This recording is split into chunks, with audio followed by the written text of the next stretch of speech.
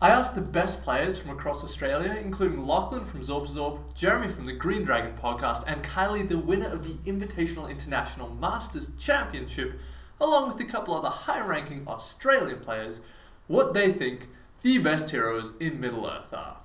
If you want to hear all about each player and their introduction, go and check out the previous video of the top 10 troops in Middle-earth. Middle-earth is the most balanced game that I have ever played. A player's skill and tactics are far more important than the army list that they write. But despite this, there are some options which stand out above the others. Today we are going through the best 10 heroes in the game. There are many things that make a hero good. It might be their raw killing power, the support that they offer to their army, or simply abilities that far outweigh their points cost. Let's get into the list. In terms of my favourite pick for probably best hero overall, Gandalf the White. He's super mobile, 9 possible to hit when mounted on Shadowfax, especially when you take into account his blinding light and his ability to use Shadowfax's will to resist spells. So very, very hard to shut down. You can often find he gets from one side of the board to another very, very quickly. He's fantastic at bolstering mid or high tier heroes with Fortify Spirit. It's the kind of supportive role that Gandalf can bring the best out of your heroes. He's not just great at defensively shutting down enemy casting, but he's also really well tailored to countering a lot of evil casters inherently, simply because he has the potential for unlimited banishment, which a lot of spellcasters you find on Evil Focus for Lord of the Rings and The Hobbit have the spirit keyword, which is fantastic. Casting aside, he's probably one of the most underrated combat heroes. 3 attacks or more on a charge on Shadowfax, really, really hard to stop chewing through your troops, to even take down big ticket items such as enemy monsters. I know Gulliver would definitely struggle against that as well. Yes, he's expensive at 240 points with Shadowfax, but I think you definitely get every bit out of him.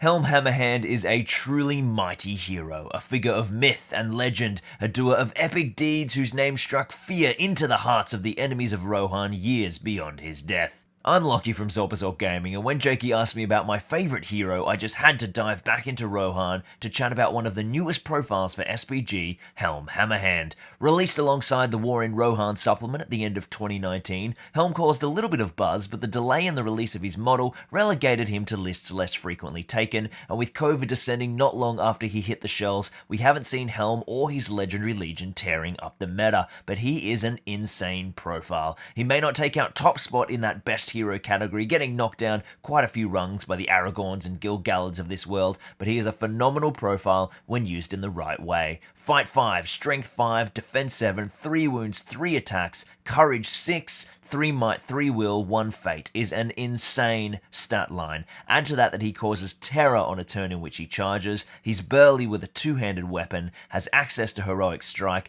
and he buffs all Rohan warriors whether on foot or mounted within 6 inches by +1 fight value, and you get a beast of a profile. But it isn't worth 165 points, not by a long shot. But when you take Helm and his legendary legion, he goes from beast to god.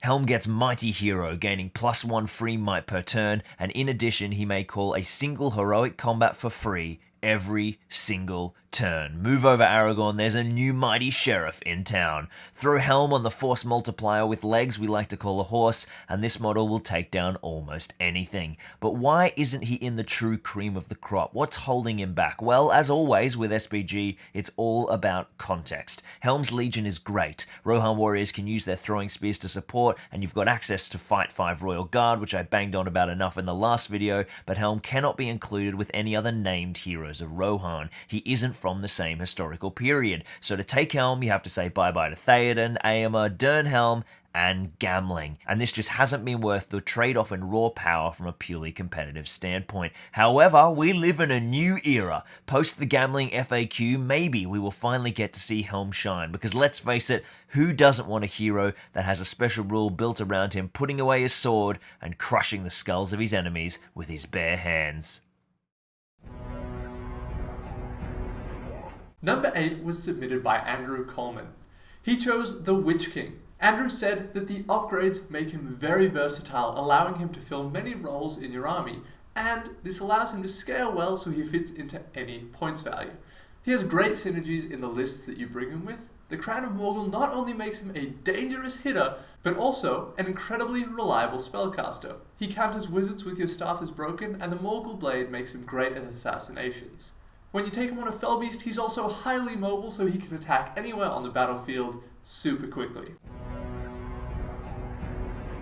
Number 7 was one of my picks. I went with the King's Champion. This is the only non-named hero to make it onto the list. He comes in at 140 points and comprises of 3 models. The Champion, and he has Strength 5, 3 attacks, Fight 6. His profile alone has to be around 80 to 90 points. But what makes the King's Champion so good is that he comes with 2 banner bearers. Each of them have a point of will and 2 fate. That is exactly what you want on a banner bearer. If these models embrace contact, they also get defense bonuses, making them nigh unkillable. This is one of those profiles that is just insanely cheap for the utility that it provides. There is no looking past it. In every single Durinfolk list, I'm expecting to see King's Champions. Point for point, this has to be one of the best choices. My favourite hero in the entire game. So I've gone with my boy. You'll never Everyone's boy, You will really. never be disappointed if you take this lad. Who's Dan, my guy. Got so many buffs. Actually became like one of the greatest spellcasters in the game in the most recent edition. With the blinding lights, with the I would say enchanted he's blades, the best support with the character in the game. for the No, price. I lie. He's the best good support character. in And the you game. know what? I never allied him anyway. I never had him with a different list. I always took him with High Elves, so the really minor right. buff matters not to me. Círdan is still one of the greatest heroes in Middle-earth. And coming in at number 5, we have Dane Ironfoot. Once again, this was one of my choices. Dane provides an insane amount of power for his points. He comes in at 140 and can take a defense 6 2-wound mount, so it's incredibly hard to knock it off him. He has strength 5 and +1 to wound, meaning he's almost always wounding on 4s or potentially 3s. He has defense 8 with 3 fate, so even if you make a big tactical error, he's probably still going to survive it.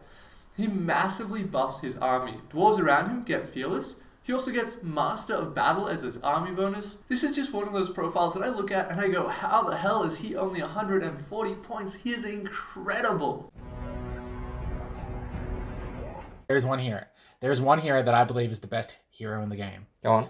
Cost effective. Yes. Supports your army. Excellent. Has amazing damage output. Oh, very nice. And covers up the greatest weakness of the Mortar army. It is the one, the only, It's Sauron. Kardush, the Oh, Firecaller. Kardush. He is everything that the Mortar list needs and more. He will do everything, all for a bargain basement price of 70 points. Is he 70? I thought he 70. was 60. Oh, man. If he's 60, well, that just That'd seals be my argument ridiculous, even wouldn't it? better. Yeah. He's that good, ladies and gentlemen. I'd pay And 100 for him. Yeah, Easy. honestly, if you're taking a Mortar list, you're taking Kardush. Grab Kardush, guys. There's, He's there's excellent. no if, buts, or maybe. You're That's it. taking Kardush. If you're not taking Kardush, I will find you. She will. I will find you in your Oh, home look out. Better with take with a Kardush. rusty spoon, Oh, God. and I will gorge your eyes out. if you do No. not take- No. I will just find you with a rusty spoon and then wave disapprovingly my spoon at you. She'll make you eat ice cream with a rusty spoon. Yeah, That's there we what'll go. happen. I'll make you Okay. eat rusty, and then I'll set it on fire because The ice cream. That's what Kardush She'll does. set the ice cream on I'll set the fire. ice cream on fire With the and fireball. make you watch Fire blast? What's he got? Fire blast. Fire blast. Fireball. Fireball. I He's don't got know. something. Flame burst. Flame That's burst. of She'll course. burst your ice cream in her flames. It's just That's all we've got for you Yeah. tonight. Now, I'm expecting quite a few people to have some disagreements with what's been placed on this list. And honestly, I think that's a good thing. It goes to show that there's just not one clear answer to what's the best in the game, and it definitely depends on your experience and how much success you've had with the model. So, if you have disagreements, let's talk about it in the comments. At number 3, so this is a tricky one, but I've gone for the High King of the Elves, Gilgalad. This guy with a fight value of 9, potential for a horse, and his spear, which essentially plays like a lance, but he can also use it when he's on foot, is an incredible hitter. He hits things they go. And when they go, you get your blood and glory. You take some might back every time. Plus, he's a Lord of the West, so you get to re-roll some dice for dual rolls, for wounding. It's fantastic. This guy is incredibly good. He's got all the advantage of the elves, but he's a powerhouse. He goes and hits things, and they stay down. So when he hits something, it's gone. You need to avoid him when you're playing against this army because this guy is just fantastic. All round, good guy, Gilgalad, really worth it, and can lead the Rivendell Knight army with the help of Elrond and become a fantastic army on his own. So he is my number 3. At number 2, I've gone for the Terror of Arnold Gulliver himself. So this is a bit of an unknown model. It's one that people tend to look at the weaknesses and they get hung up on them because it is a glass cannon. So you look at the 4 wounds, okay, that's fine. No fate and defensive 5, and you think this guy will go down quickly. But because he's an infantry model that can fly, it's just, it's phenomenal. It goes so fast, moves around.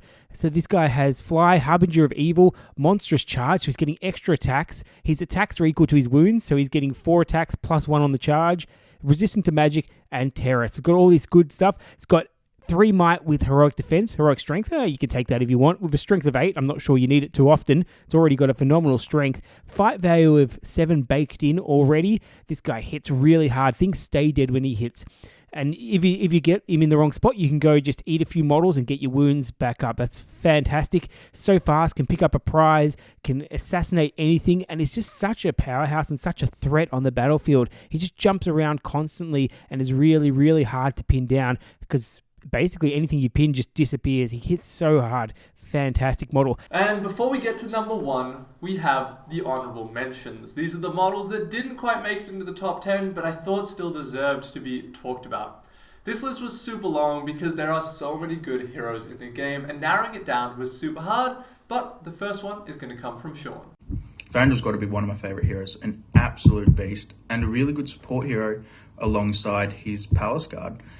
+1 to their fight, +1 to their wound. Beautiful. He's got some really good war gear. He's got his elk, who can, when he charges in, brings him to strength 5 for that combat. I tend to not take the elk. I'd prefer the extra Palace Guard or 2. He can take his Circle of King for Aurora's Dismay and Nature's Wrath once per game. You can give him his additional Elven Blades, which brings him up essentially to 4 attacks and gives him the Blade Lord rule. He's got his heavy armor, got to give him that, buffs him up to defense 6, otherwise there's a good old squishy 4.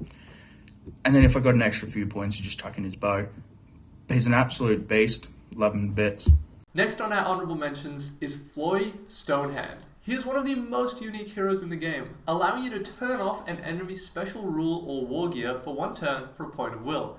This means that he can turn off Boromir's banner, or he can stop the Necromancer from using his will points as fate points, leaving him as a 1 wound model. Or he can turn off a monstrous charge from major threats like Shelob and Gulliver. There are just so many little obscure uses for him that you really can't counter at all. He's gonna do what he wants to do every game, every time. There were a lot of other heroes that I wanted to add on this list. A few that are going to get a quick mention are Shelob, Imrahil, Thorin, King Under the Mountain, and Bolg, but we're going to push past them and let's get to the best hero in Middle-earth, as chosen by Green Dragon Jeremy. And for number 1, I've gone for Boromir, but the version with the banner, the Boromir of the White Tower, probably on horse, but it doesn't really matter. That banner is just so good now. Just the way it turns all your bodyguard troops, your Citadel Guard, your Fountain Court Guard, your normal warriors and Minas Tirith, just brings all their fight value up and makes them really, really powerful, as well as his fight value. And with 6 might, with the Horn of Gondor, he is really, really, really good. He kills things. He doesn't hit as hard as some other things, but he's really hard to move, and he just supports the whole battlefield, and he's a good price. Hey guys, if you enjoy this Middle-earth content, please consider liking the video and subscribing. It helps the video do better on YouTube, and hopefully will help spread the game to more players. I wanted to clear something up from the last video. Kylie did not win the World Championship. She won the Invitational Masters, where the best players from 16 nations played off. It was actually Damien from Poland who won the main Ardicon event, the World Championship. So I'm sorry for that, Damien. You're a champion.